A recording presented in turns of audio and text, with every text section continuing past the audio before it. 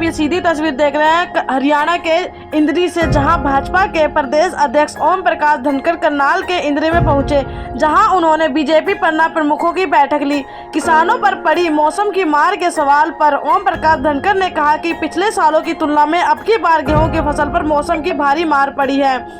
मौसम परिवर्तन की चर्चा पूरे विश्व में होती है। किसानों पर जो मार पड़ी है उसके लिए हरियाणा सरकार पीड़ित किसानों को मुआवजा भी दे रही है। प्रति वर्ष औसतन 1100 करोड़ रुपए का मुआवजा हरियाणा सरकार किसानों को देती आ रही है।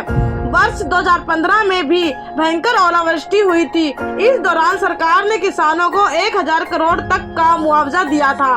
उन्होंने कहा कि उसी प्रकार से अब की बार भी मोटा नुकसान हुआ है। किसानों के नुकसान की भरपाई के लिए हरियाणा सरकार सर्वे कर रही है।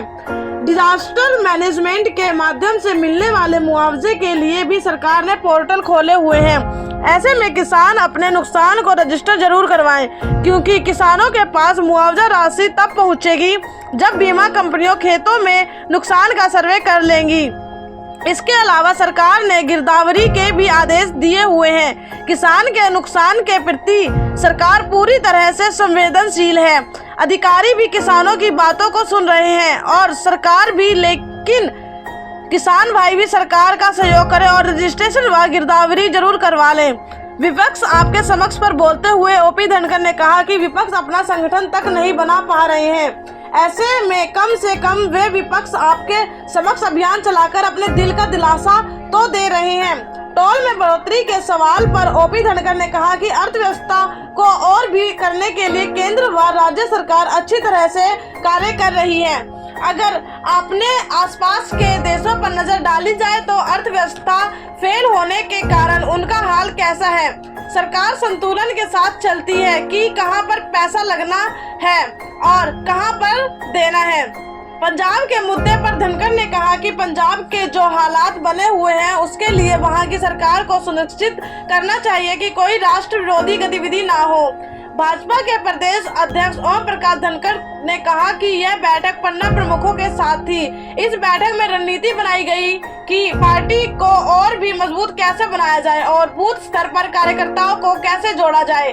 पार्टी की नीतियों और सरकार की योजनाओं को भी घर घर कैसे पहुंचाया जाए, इसको लेकर रणनीति बनाई गई और मूल मंत्र दिया गया। इस मीटिंग में प्रदेश बीजेपी के अध्यक्ष ओम प्रकाश धनखड़ प्रभारी विलंब देवे पहुंचे। इस कार्यक्रम में 3652 पन्ना प्रमुख शामिल हुए। 20,000 बूथ हैं प्रदेश में और 4 लाख से पन्ना प्रमुखों की रचना तैयार की जा रही।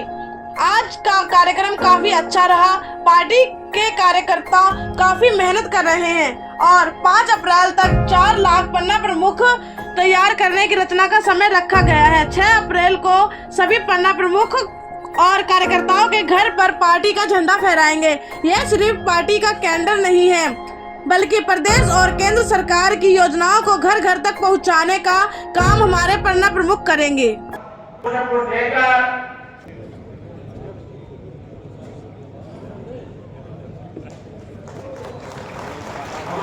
प्रदेश के माननीय केंद्र महामंत्री का स्वागत मंडल के मंडल सुमित बोध जी करेंगे।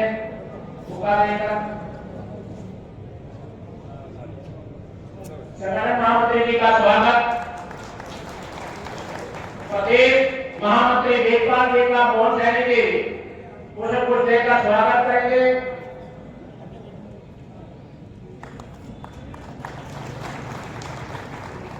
जिला प्रभारी जी का सुमेश प्रभु जी,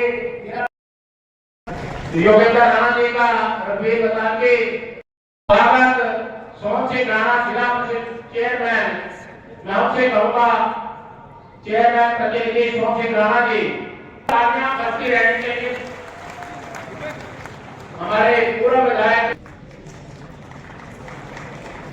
विस्तारक करता हुआ मैं अपने आदरणीय जिला अध्यक्ष से कहूँगा मंच पर आए। एक बार जोर से जयकारा लगाएंगे। भारत माता की, भारतीय जनता पार्टी, भारतीय जनता पार्टी। धन्यवाद। देश के प्रभारी और त्रिपुरा के हमारे बहुत ही लोकप्रिय प्रदेश अध्यक्ष जो हमेशा कार्यकर्ताओं की चिंता करते हैं।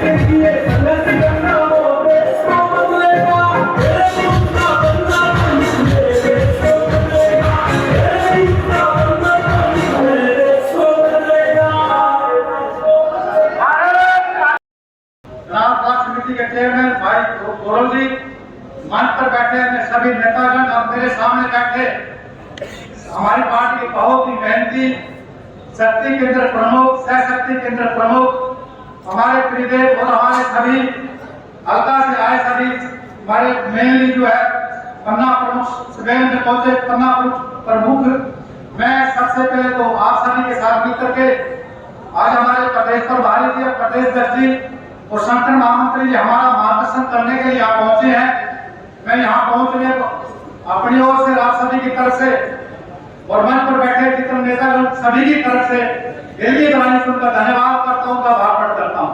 तो मैं अपने संसद जी का भी धन्यवाद करता हूँ। देखिएगा हमें बराबर हमारे को उनका बराबर मार्गदर्शन मिलता रहता है, तो मैं उनका भी यहाँ पहुंचने पर धन्यवाद करता हूँ।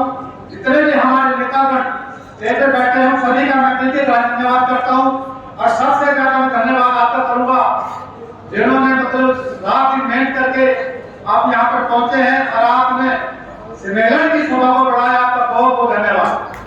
देखिएगा मेरे से पहले हमारे सांसद जी और हमारे जिला प्रधान जी आपको बता रहे थे जो हमारी पार्टी जो है सबसे वर्ल्ड की सबसे बड़ी पार्टी है और इसकी संरचना देखिएगा राष्ट्रीय नायक से लेकर के प्रदेश स्तरीय, जिला स्तरीय, ब्लॉक स्तरीय और बूथ स्तरीय से नीचे 50 स्तर पर जो इसकी संरचना हो गई है। आप देखिएगा आप लोगों की वजह से ही देखिएगा आज मैं आपको दिल से धन्यवाद करना चाहता हूँ। आप सभी की मेहनत से आज मैं विधायक हूँ और आपकी मेहरबानी से मैं विधायक हूँ। तो आज देखो आपका देखो विधायकों से मुख्यमंत्री बनता है।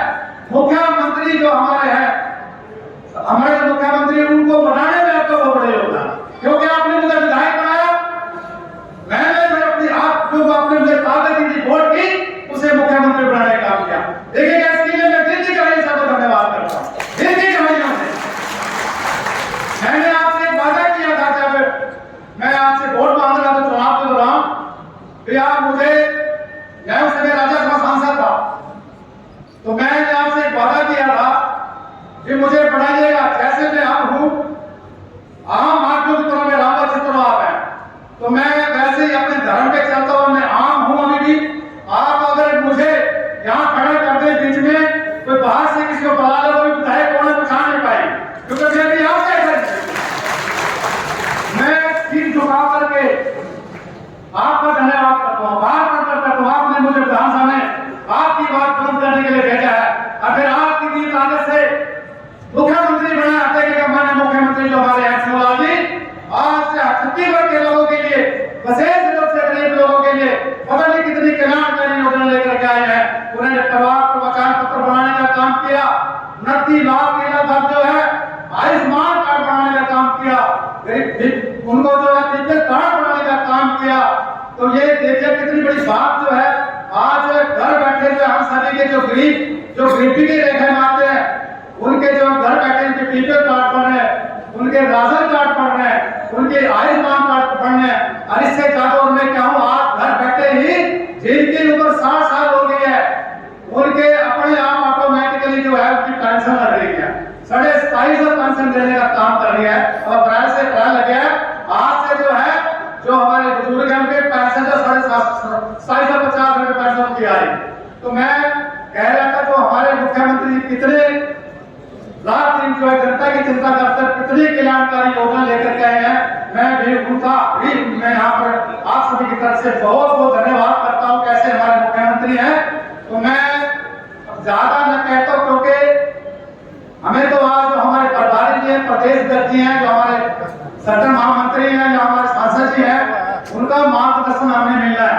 हमें तो उनका मार्गदर्शन मिलेगा, जैसे वो हमारी ड्यूटी लगाएंगे तो मैं पूरा विश्वास अपने प्रदेश अध्यक्ष को आपकी तरफ से प्रभारी जी को दिलाता हूँ, जैसे आप ड्यूटी लगाएंगे हम सभी की, हम अपनी ड्यूटी को निभा करके आने वाले चुनाव है विधानसभा के चाहे लोकसभा के चुनाव है, तो सारे जो कैंडिडेट हैं को जिताने का काम करेंगे। तो अगर उधर देखिएगा, मैं प्राय बात कहता हूँ, भगवान ने जब हमारे को पैदा करके इस दुनिया भेजा है, इतनी ताकत, इतनी क्षमता यहाँ से बढ़ना चाहता है बढ़ सकता है, वो भी एमएलए बन सकता है, एमपी बन सकता है, मंत्री बन सकता है, मुख्यमंत्री बन सकता है, प्रधानमंत्री बन सकता है। ऐसी क्षमता आप लोगों में भगवान ने देने भेजा है। तो मेरे आपसे निवेदन है, अपनी क्षमता को बचाइएगा। हम क्या है, रूटीन में जो है आम आदमी जो है अपनी क्षमता का 2 या 3% इस्तेमाल करता है। सबसे ज्यादा अगर अपनी क्षमता के इस्तेमाल करता है, वो डॉक्टर करता है, इंजीनियर करता है, तो आप मेरा से देखो आप सभी में ताकत है। आज हम जो है यहाँ से प्रेरणा लेकर के जाएंगे, अब बहुत ज्यादा कैसे हम मेहनत तो कर रहे हैं, और आगे ज्यादा मेहनत अपने फील्ड में जाकर के अपने बूथ में और ज्यादा मेहनत करके अपने बूथ को मजबूत करने का काम करेंगे। और जो भी कोई चाहे लोकसभा का चुनाव हो, चाहे नगर पालिका का चुनाव आने वाला है जिला या विधायक का चुनाव है, वो भी कैंडिडेट पार्टी यहाँ पर भेजेगी, उसको हम सभी मिलकर के उसको मजबूत करके उसको जिताने का काम करेंगे। मैं ज्यादा और नहीं कहता हूँ, आप पर सुधार है, मैं अभी आपके बीच में जाऊंगा, धन्यवाद होकर के आपको प्रणाम करूंगा। मैं वैसे सिर झुका करके तो मैं आपको धन्यवाद करता हूँ। तो मैं धन्यवाद जय जय भारत। अभी आपके बीच में आपको नमस्कार, धन्यवाद। हमारी 3 विधानसभाओं के पन्ना प्रमुख सम्मेलन हैं। पहला सम्मेलन अभी इंद्री में हुआ। हमारे प्रभारी आदरणीय विप्लव देव जी, संगठन मंत्री रविंद्र राजू जी, सांसद संजय भाटिया जी, रामकुमार जी कश्यप जी की विधानसभा है। बहुत शानदार पन्ना प्रमुख सम्मेलन हुआ है। 3652 पन्ना प्रमुख इसमें बने हैं जो उपस्थित थे। मैं इसके लिए यहाँ के पन्ना प्रमुखों को, हमारे बूथ के त्रिदेव को, हमारे शक्ति केंद्र प्रमुखों को, मंडल अध्यक्षों को, रामकुमार जी को बधाई देता हूँ। जिले की टीम को भी बधाई देता हूँ, योगेंद्र राणा और इनकी सारी टीम को भी बधाई देता हूँ। बहुत शानदार और सफल पन्ना प्रमुख सम्मेलन हुआ है। आज ही जो है अभी इसके बाद लाडवा विधानसभा का पन्ना प्रमुख सम्मेलन है, जिसमें मैं और प्रभारी जी जाने वाले हैं, और शाम को रादौर विधानसभा का पन्ना प्रमुख सम्मेलन है। हम में 4 लाख पन्ना प्रमुख, 20,000 बूथ हैं मोटे तौर पर, और वोटर लिस्ट में औसत रूप से 20 पन्ने होते हैं, कहीं 15-16 भी होते हैं, कहीं 22-23 भी हो जाते हैं। ऐसे 4 लाख पन्ना प्रमुखों की रचना भारतीय जनता पार्टी का कार्यकर्ता बहुत परिश्रम के साथ कर रहा है। 5 अप्रैल तक इस रचना का समय रखा है, और 6 अप्रैल को इन सभी पन्ना प्रमुखों के घरों पर, और उससे ऊपर का हमारा 1 लाख कार्यकर्ता है, उन सब के घरों पर 5 लाख घरों पर पार्टी का झंडा फहराएंगे। जिनके सम्मेलन 6 अप्रैल से पहले हो जाएंगे वो पहले करेंगे, नहीं तो उसके बाद का समय देंगे कि सभी विधानसभाओं का इस प्रकार पन्ना प्रमुख सम्मेलन हो और पार्टी का कैडर खड़ा हो। पार्टी का ये कैडर केवल चुनावी कैडर नहीं है, जैसे मोदी जी ने कोरोना के बाद पार्टी को आह्वान किया, सेवा ही संगठन है। तो ये एक कार्यकर्ता 15 परिवारों का है, जैसे हमारे प्रभारी जी का भी उद्बोधन आप सुन रहे थे, वो 15 परिवारों का एक तरह से पालक बन के, एक तरह से भाई बन के, मित्र बन के और उनके सुख दुख का साथी बने और राज्य सरकार की, मनोहर सरकार की और केंद्र सरकार मोदी सरकार की योजनाएं उन परिवारों तक जो पहुंचनी है उसका सेतु बने, ब्रिज बने और उन तक पहुंचाने का काम करें। धनखड़ जी, लगातार जो बरसात हुई, बरसात की वजह से किसानों को काफ़ी नुकसान है, ओलावृष्टि हुई है, आपके क्षेत्र में भी काफ़ी ज़्यादा कह रहे हैं हुआ है। देखिए, मैं अभी देख रहा हूँ कि पिछले 14 के बाद मुझे लगता है इस बार सबसे ज़्यादा नुकसान है। क्लाइमेट चेंज की चर्चा पूरी दुनिया में होती है, जिसका खामियाजा हरियाणा सरकार औसत रूप से 1100 करोड़ प्रति वर्ष एक तरह से मुआवजा दे रही है, जो नुकसान का ही है दोनों फसलों का मिलाकर। लेकिन इस बार रबी की फसल पर जैसे 2015 में भयंकर ओलावृष्टि हुई थी, 1000 करोड़ से ज़्यादा कंपनसेशन हमको देना पड़ा था। मुझे लगता है कि इस बार भी काफ़ी बड़ा नुकसान है। मैं आपके माध्यम से किसान भाइयों से अपील करना चाहता हूँ, सरकार सर्वे करा रही है, सरकार ने डिजास्टर मैनेजमेंट के फंड से जो 15,000 रुपये प्रति एकड़ कंपनसेशन देती है उसके पोर्टल खोले हुए हैं, तो सब अपने नुकसान को रजिस्टर जरूर कराएं, क्योंकि केवल मेरे बयान मात्र से राशि नहीं पहुंचेगी।